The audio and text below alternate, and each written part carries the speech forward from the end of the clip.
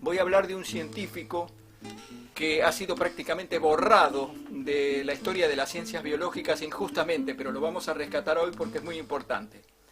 Pero arranco nombrando a Benoit Mandelbrot, el matemático de origen polaco que se nacionalizó estadounidense, terminó todas sus cátedras en la Universidad de Harvard y estableció las fórmulas y los principios de la teoría de los fractales. Los fractales donde cada forma se replica hacia lo menor o hacia lo mayor, repitiendo un patrón determinado. Y de ahí saca una ecuación que luego se usa hoy día en los ordenadores, en la computación, por ejemplo, para diseñar paisajes artificiales o emular sistemas biológicos. Si usted busca en Wikipedia, fíjese en qué año dicen que publicó el trabajo Mandelbrot. Búsquenlo ustedes, pero no coincide con lo que nosotros ya sabíamos. Esta publicación, yo todavía era estudiante de la facultad, es de 1978.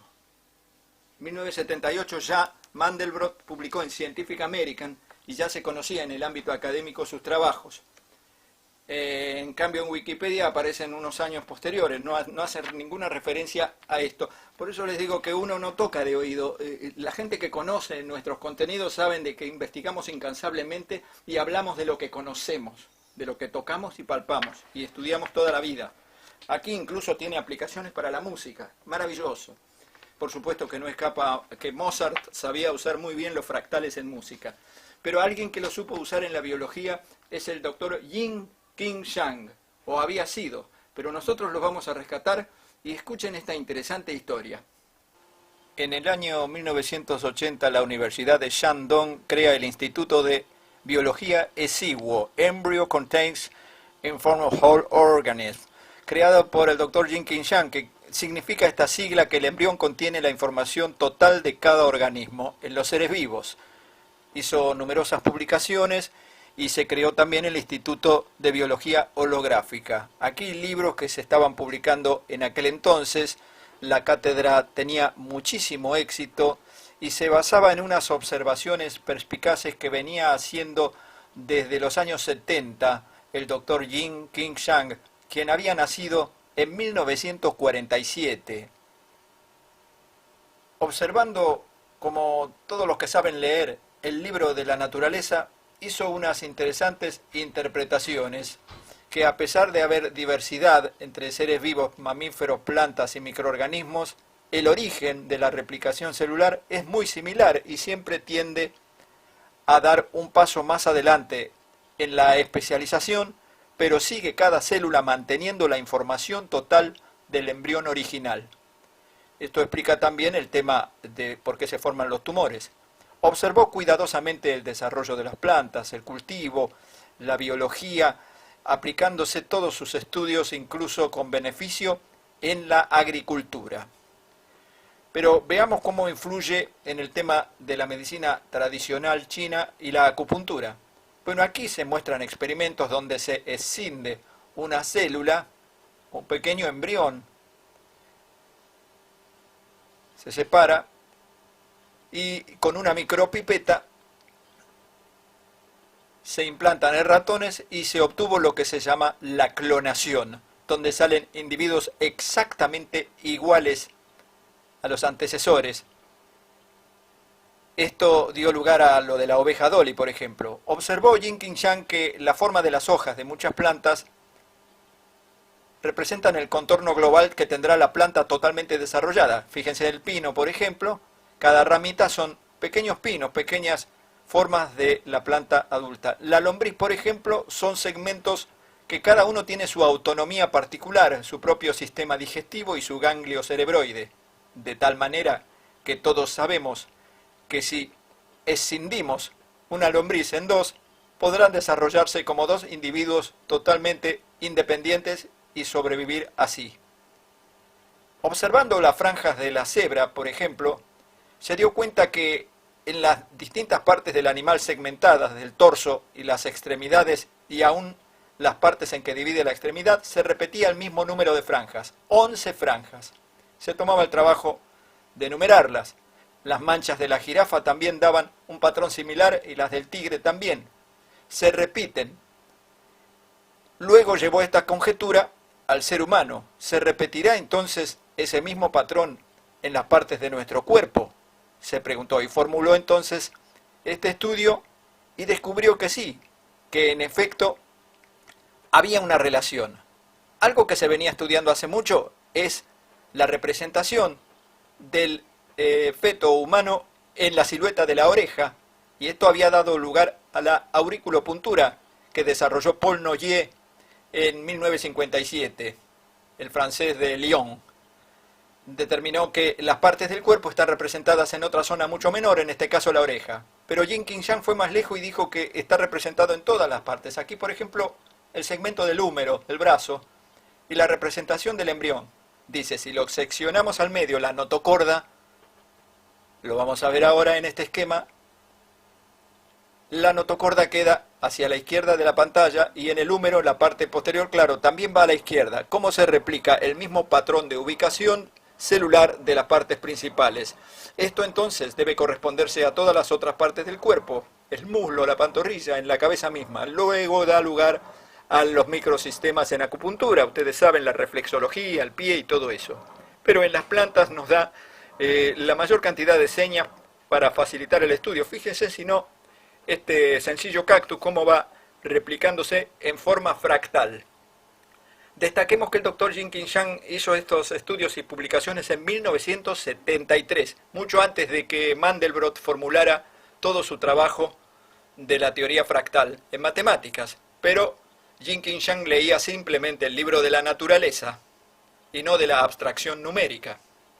Se repite y se va ramificando y bifurcando todo, así como las arterias en el cuerpo, las ramas de los bronquios, las ramas de las neuronas, así las ramas de los árboles, sus propias raíces, pero va manteniéndose el patrón de una forma en cuanto al programa que tiene cada individuo.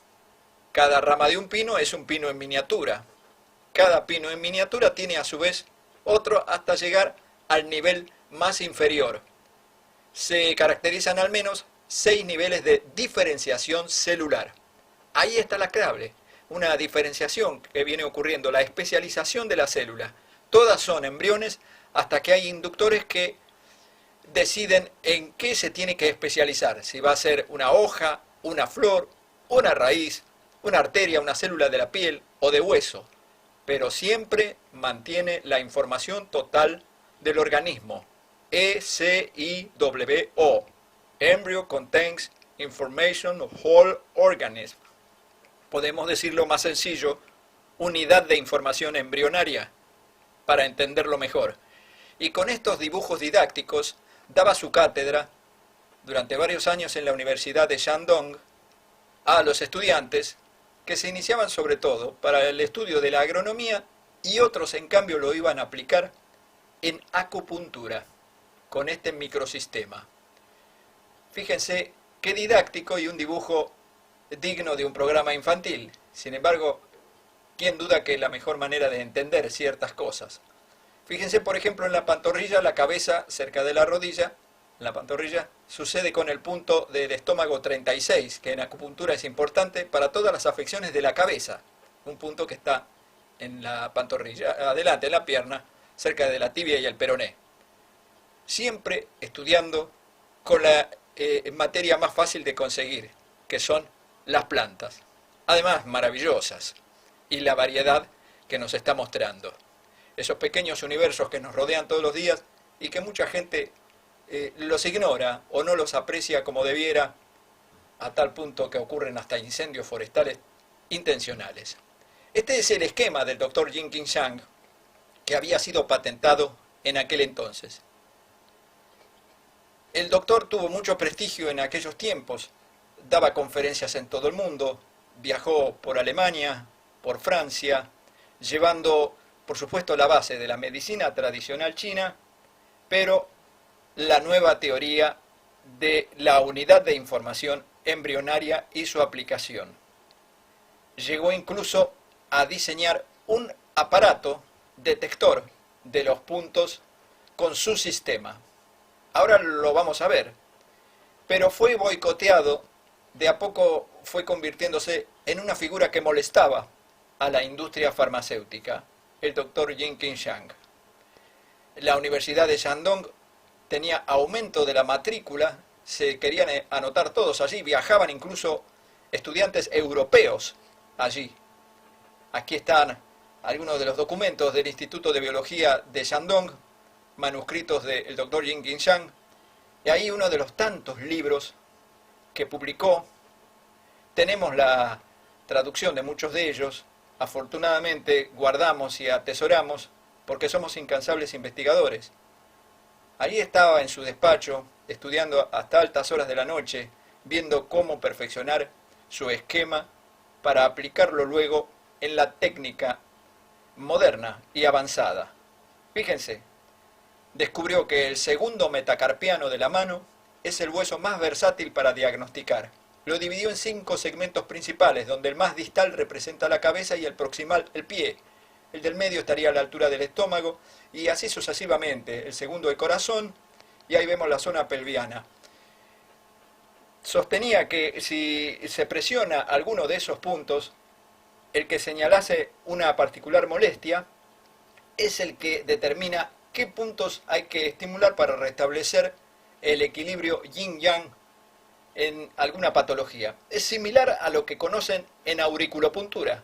Se usa un aparatito que se llama el acupuntoscopio para ir presionando, tiene una puntita esférica, una bolillita, y el terapeuta puede desplazarlo sobre el lugar, sobre el hueso en segundo metacarpiano en este caso, pero también se puede hacer simplemente con una digitopresión. Ahí explicaba cuidadosamente en aquella algunas horas de cátedra de la década del 80. Les contamos a los amigos que este es un fragmento de un VHS, un video de cinta, de cassette, y por eso la imagen no es HD como están acostumbrados a ver hoy, pero es muy didáctico y lo atesoramos porque hay cada vez menos en la web y la mayoría de los libros que vimos los títulos recién han sido destruidos. Sí, como lo oyen. En el año 2004 el doctor Jin Qingshan estaba dando una conferencia en Singapur y en el hotel que se hospedaba, ya tenía 64 años, pero era un hombre muy saludable. La noche anterior a dar la conferencia final fue encontrado con un paro cardíaco. Así que eso es el misterio o no misterio, porque apenas ocurrió su deceso, en la Universidad de Shandong se decomisaron todos sus libros, su biblioteca, se cerró la cátedra, desapareció completamente el Instituto de Biología Holográfica. ¿A dónde fueron a parar sus escritos en aquel entonces? Recordemos que en Corea del Sur se había llegado a desarrollar mucho el tema de las células madres y la clonación, pero esta vez ya con fines non santos. Fíjense cómo el conocimiento de un hombre que solamente busca el alivio de la humanidad y con el menor costo posible, por supuesto, es totalmente borrado de la faz de los ámbitos académicos. Aquí le estaba explicando a los alumnos la parte práctica, dónde presionar con los dedos para encontrar algún punto que delate una patología oculta. Realmente admiramos el trabajo de aquel hombre que con su 1,54 m de estatura tenía una grandeza terrible. Es un libro que había publicado en los 80.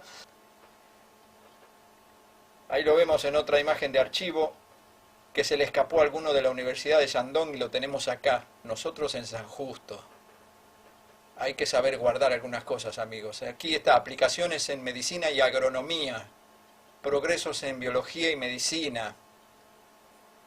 Es tremendo, y aparte los conocimientos de embriología que tenía este hombre son terriblemente superiores a los que había en aquella misma época de estudiante que yo cursaba.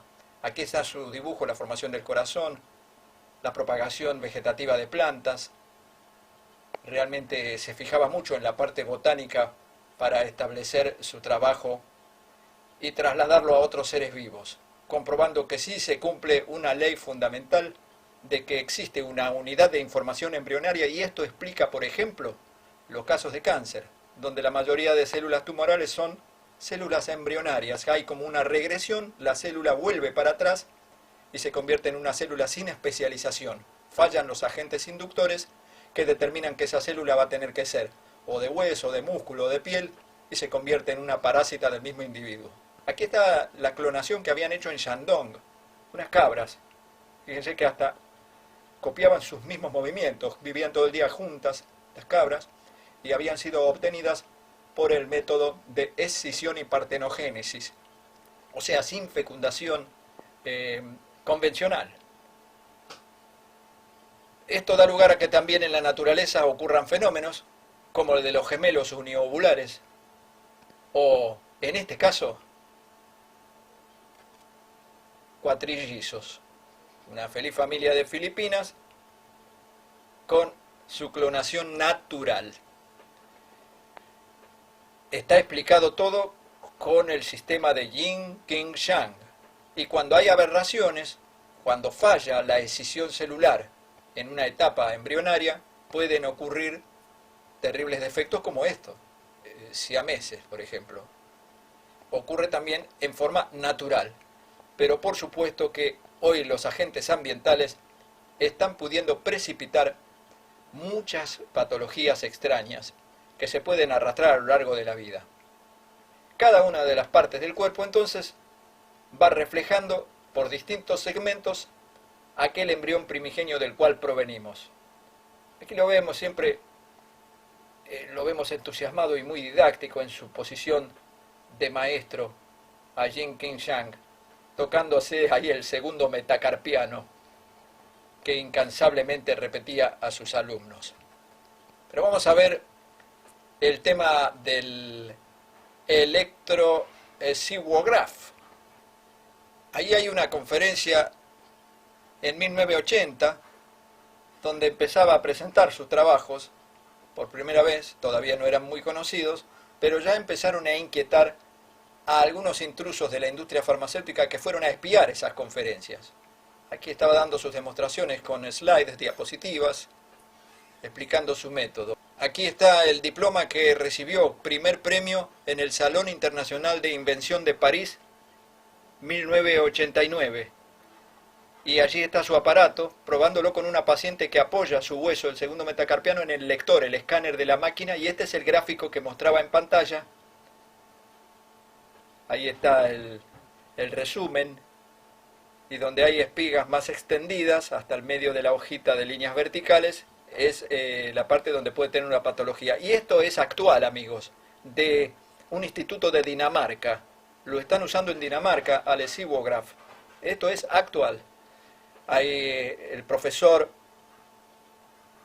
Zoe Nielsen, creo, ahí, ahora vamos a ver. Bien, apoya la mano del paciente en el escáner, le aplicó el gel conductor y la otra mano hace masa, la mano izquierda del paciente, y ahí asoma el escáner